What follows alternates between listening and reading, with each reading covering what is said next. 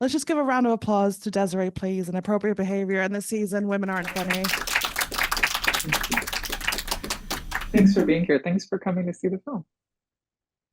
My name's Isra Al Kassi, and I guess my relationship to, well, we're just friends of Garden Cinema.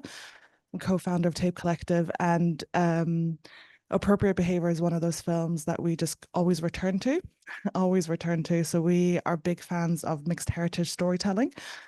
Um, so yeah, really absolute pleasure to be here chatting to you today.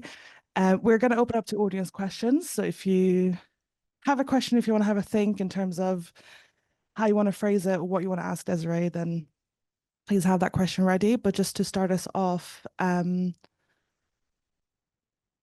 just shout out. Please wait for the mic. If not, you won't hear. yes, please wait for the mic so we can make sure that everyone hears everyone. But the first thing I want to ask is that, Appropriate Behaviour premiered at Sundance 10 years ago now, and I think it opened in the UK 9 years ago. Firstly, I wanted to ask, how does that feel for you, for the film to be released? But also, why do you think that it's a film that people are still seeking out, discussing, screening? So the first question was like, what is it like to have 10 years pass from that moment? Or that people are still screening it? What? How does that feel in terms of, I do you mean, it's like, I don't want it, or do you welcome it? I mean, who would not want it? It's such an honor. I'm deeply, deeply honored that it's screening, that anyone showed up today, that you're here talking to me. It means the world to me. And when we were making that film, it was just so deeply like low budget and so rinky dinky. Like it really was me and my best friend hoping we weren't embarrassing ourselves. And it was such a small crew. It was such a labor of love. And everyone was doing me a massive favor.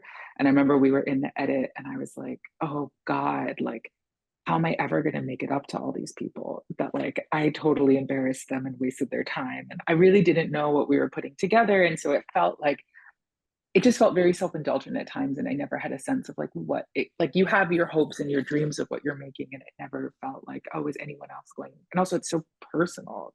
So I was like, it was really strange to me, like at a certain point I was like, I can't believe I did this. It was so embarrassing. And then like the rest of my professional life I'll be like, yeah, I made a movie once, and it's like so this embarrassing internet deep dive that you could find one day. But then when we got into Sundance, it was like such a deep shock. No one saw it coming, and it changed my life overnight. It was a dramatic before and after, and I think it's been really, I mean, it's not a film I can watch again, but that happened early on in the process. Like I remember I watched it every screening at Sundance. I was so just like shocked and excited that it was screening. And then after that, I did a tour of film festivals. And it was by the time I got to like the Sydney Film Festival that I was like, oh, I might hate this. And now every time I watch a scene from it, I'm like, oh God, this is so embarrassing. And I like wish I could change everything. And I heard a really great quote once. I think it's Paran who said, my films are not my babies. They're like my ex-wives. Um, we had a great time together. I wish them all the best, but I've moved on and I'm on to something different. And that's how I feel about both the films and the TV show and like anything I've made. Like it was passionate. It was love at first sight. There's a reason those stories happened, but I don't really know how to go back to them. And I feel like a very different person. And But I'm any, honored that anybody would watch it now. Sorry to interrupt. I don't know, any thoughts on why you think it might still be relevant, or why people are sort of still revisiting it?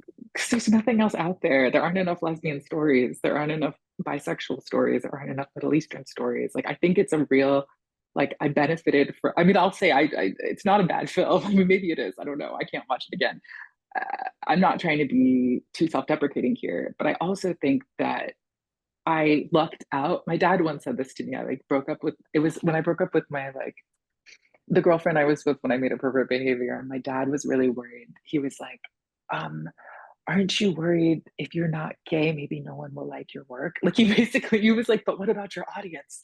And I was like, not being with this one woman isn't going to make me like unemployed. But I think he was like, this is just Desiree's gay business. But she's like really clever to like pick this like untapped marketplace that there's such a deep need for queer storytelling from a point of view like this. So maybe Dad is right. Maybe it's just like everybody's so hungry for gay content.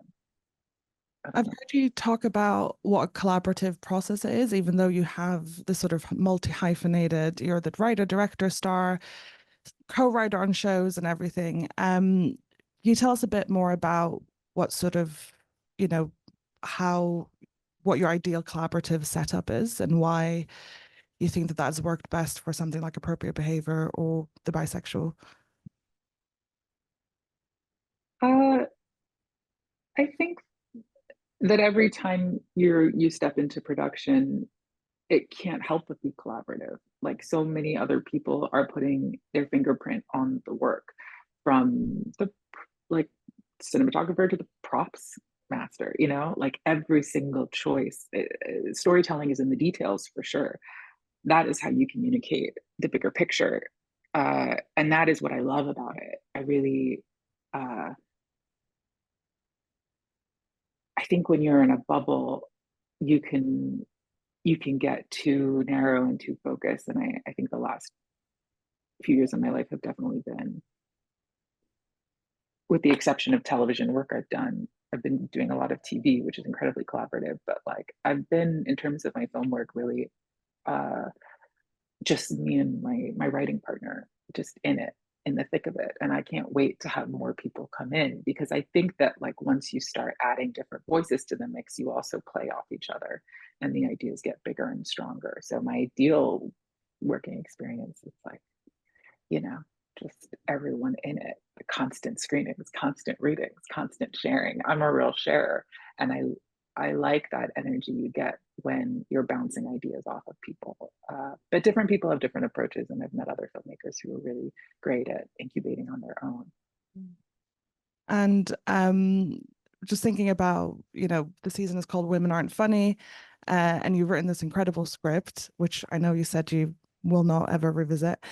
But can you give us any sort of insight in terms of your process of writing comedy? Because of course you've also written The Miseducation of Cameron Post, which not a comedy. And so what's, you know, how do you treat a comedy script versus something else? I think I treat it pretty similarly, to be honest. But I'll say with comedy, there's a lot more like reading out loud and acting out the parts on your own and trying to find the rhythm. But I think that for me, everything is really dialogue based. I love figuring out the way different characters speak, and for me, it's about finding everyone's voice and language. And once I feel like I've got that, uh, then I have an easier time with the plot. But to me, I think a very similar approach to comedy um, and to drama. But to be honest, every project is really different. Like Appropriate Behavior was such a fast, but also I was like in the thick of my breakup. I was like, this fucking sucks. And I had so many, like, they were like sketches. I mean, that's the thing, that script is really episodic because the approach to it was really sketch like. And I think that's what helped it flow, was that sketchy comedic energy of just like, okay, what is this scene? It's New Year's Eve, they're meeting, it's a meet cute, move on. And then each one was like, how do we find the funny in this moment, in this scenario, and then move on? And it wasn't really concerning the entire plot. And I think that's what gave it a level of ease in execution, which I think now the longer I write, it's like so fucking tortured, and I miss that kind of frivolity. I'm going to hand over to the audience soon. So if you have any questions, please let me know. But first, I want to talk to you about there's a discourse about sex scenes, and there was a whole sort of thing last year, I think, where people are saying the films aren't sexy, there's no tension, everything's quite sort of I didn't see that. just things aren't steaming up. And then rewatching Appropriate Behavior, I was like, no, this is hot, but it's also awkward, but it's also sexy, but it's also so awkward.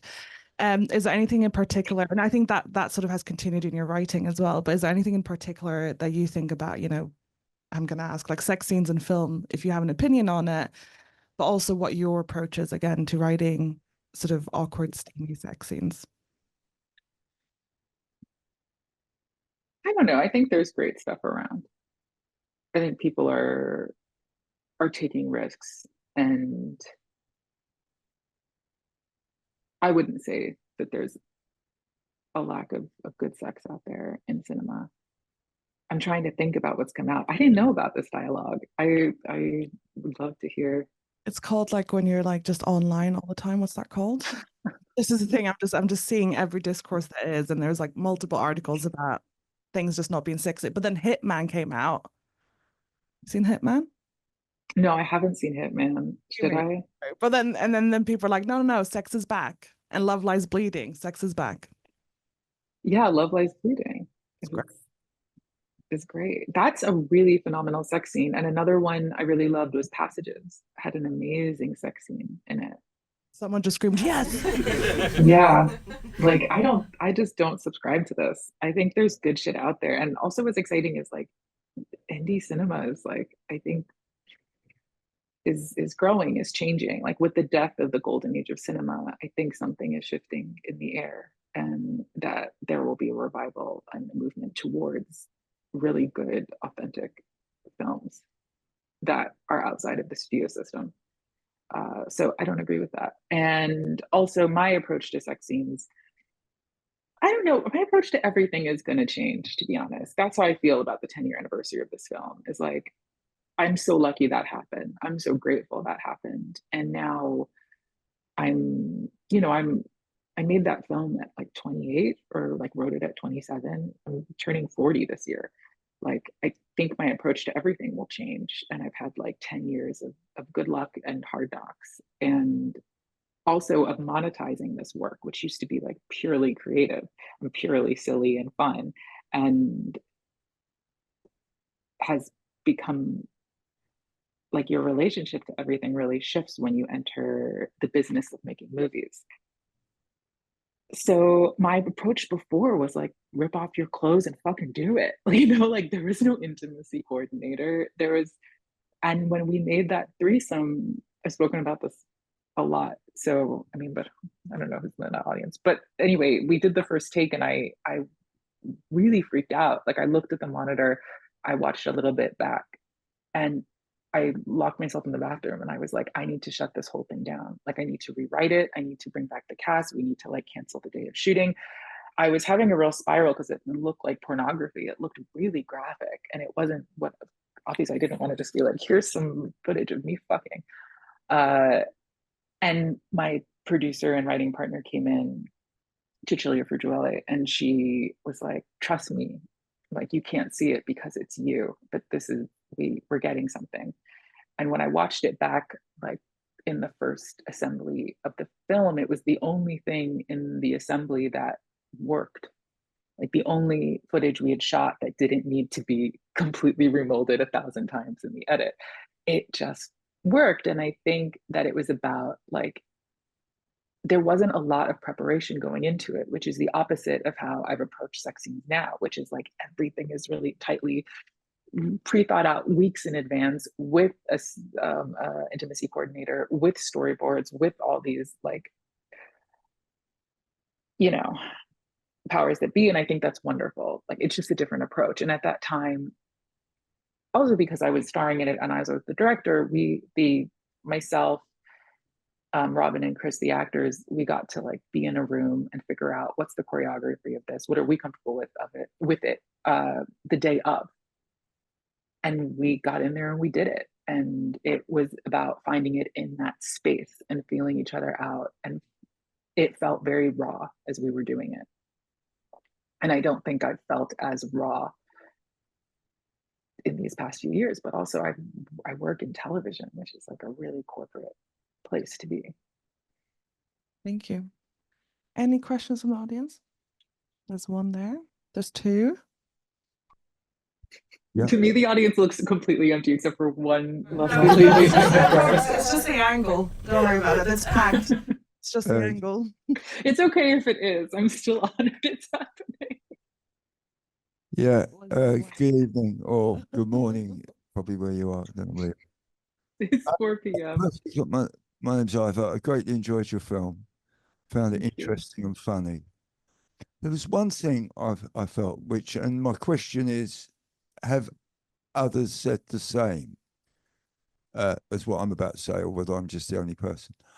The thing I found slightly frustrating, much as I enjoyed it in every way that I think other people in this room enjoyed it as well, I kind of found myself wanting to know more about is it the right word, the Iranianism, about how the Iranian background of the character impacted on the story. Because I found whenever the Iranian characters were presented, notably her family, they were kind of presented as a kind of an obstacle to her freedom. I say this because I'm Jewish, and I'm conscious of the way Jewish characters, I'm thinking of the kind of the Woody Allen thing, the Jewish characters always kind of presented as in the way, which often they are, don't worry. But there was very little for me in the film that that showed the richness that I'm sure, I know nothing about Iranian culture, by the way, as you can probably tell. It might not be that rich. Yeah, right. Well, all the poverty of Iranian culture, you decide. I would like to know more about that, that way. Yeah, I'm done now, and I'm just wondering if anyone else has said anything similar to you. Sorry, went on a bit. Yeah, for sure. I think that's not the first time I've heard that, and I think it's a valid complaint.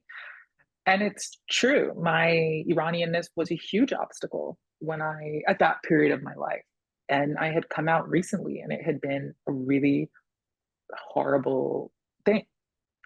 So I think it's reflected in the film. And my Iranianness was sort of this detail of my life that I didn't think was very important, that I felt like very American. And I think I was so desperate to prove myself that I was just as entitled and just as capable as anyone else, and that this was just detail about me, and that being interested in it or talking about it more was just this like Orientalist, like, boring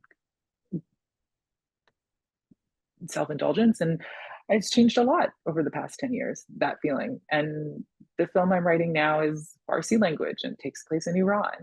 And it's become a real obsession for me to try to translate that aspect of my life onto the screen.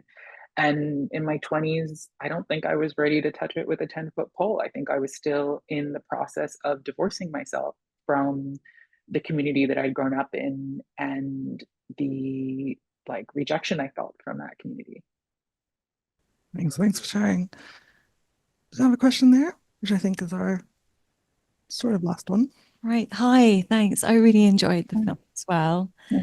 And I completely agree. It's revisited for all the reasons you said at the beginning. I hope you're not annoyed at my question because it does follow on a little bit from the one that's just asked before. In the film, there's a scene where Shireen has her job interview.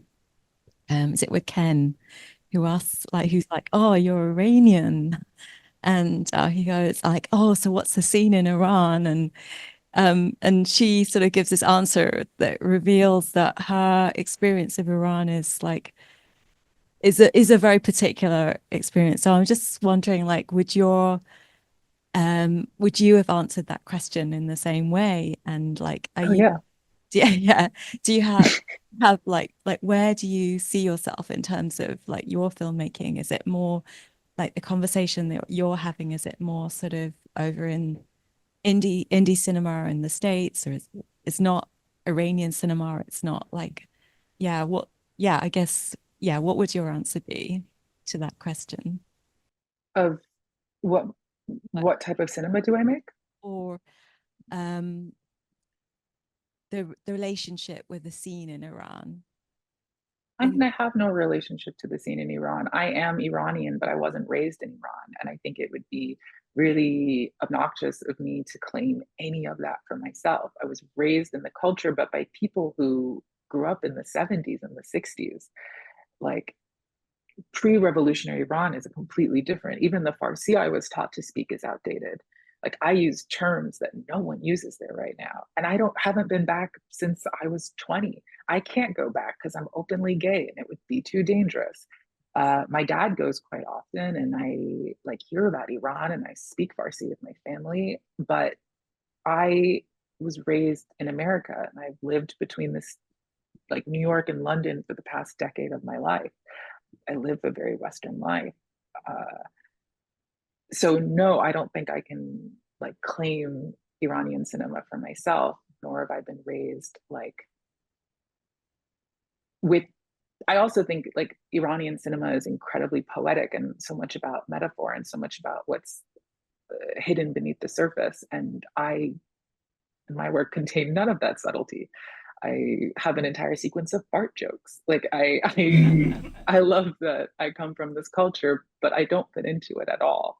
And that outsider perspective is what fuels a lot of my life and my work. I wish I were an Iranian filmmaker for sure. And I think that desire and that feeling of separation is you know, part of my story in a big way. Okay, great. Thank you so much. We actually have time for one question if there's one. Otherwise, I do have a question as well. Oh, hey, that was quick.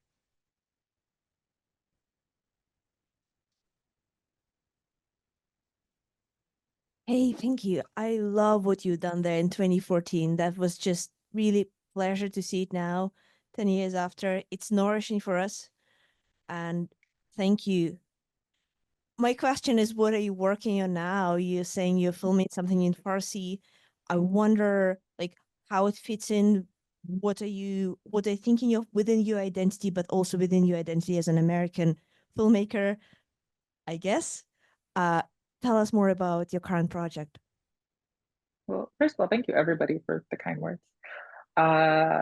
Right now I'm writing, well, first of all, the reason I'm not there in person is because I'm directing a television show for Amazon and A24 in Toronto. And so I direct TV is my day job. And in the meantime, I've been writing 2 feature films, which are in like various states of development or prep. And one of them is a Farsi language movie that takes place during the Islamic Revolution in '79 in Tehran. And it's sort of inspired by my parents, and well, it's sort of taken its own crazy life and become something different. But it started off as like wanting to tell the earnest story of where I came from. And now it's like, you know, as it happens with all stories, it just takes on a crazy magical life of its own. And that is something hopefully I'm doing with BBC Films, and I really hope, and I'm moving forward to shoot it in this spring in Greece for Tehran, which is exciting. And the other film is a lesbian rom-com. I really miss comedy. I really miss the ease of trying to make someone laugh as opposed to kind of like marinating in drama, which is what the Iran film has felt like. So there's this lesbian rom-com kind of in the vein of When Harry Met Sally. If you would say Appropriate Behaviour is kind of in the vein of Annie Hall. This next film is sort of, I think, an homage to Nora Ephron, and I'm really excited about it. But it's sort of a newer project. I'm still, you know, like earlier. I'm one draft in, and I'm doing that with the producers of Cameron Post. And sort of non-film related, but touches on the film, is I have a book coming out in mid-August that talks about the making of Appropriate Behaviour, and I think about becoming a filmmaker and growing up Iranian in the States. So those are my main things. Because in your first, I think you used the word embarrassed like 15 times in the first answer. And if I'm right, this collection of essays is called You're Embarrassing Yourself. Yes, it's called You're Embarrassing Yourself. And it'll be out in mid-August. I haven't, did I really say embarrassed like 5 times? I don't remember. I think you said embarrassed, like I was so embarrassed I made people do this. I was so embarrassed. Oh, with my first answer, that's true. I have felt a lot of embarrassment in my day, clearly. I thought that was such a perfect segue into this collection of essays. Thank you so much for your time. Thank you guys so much. Thanks for having me. Thank you for being here. Everything. I really appreciate it. Thank you for the Garden Cinema.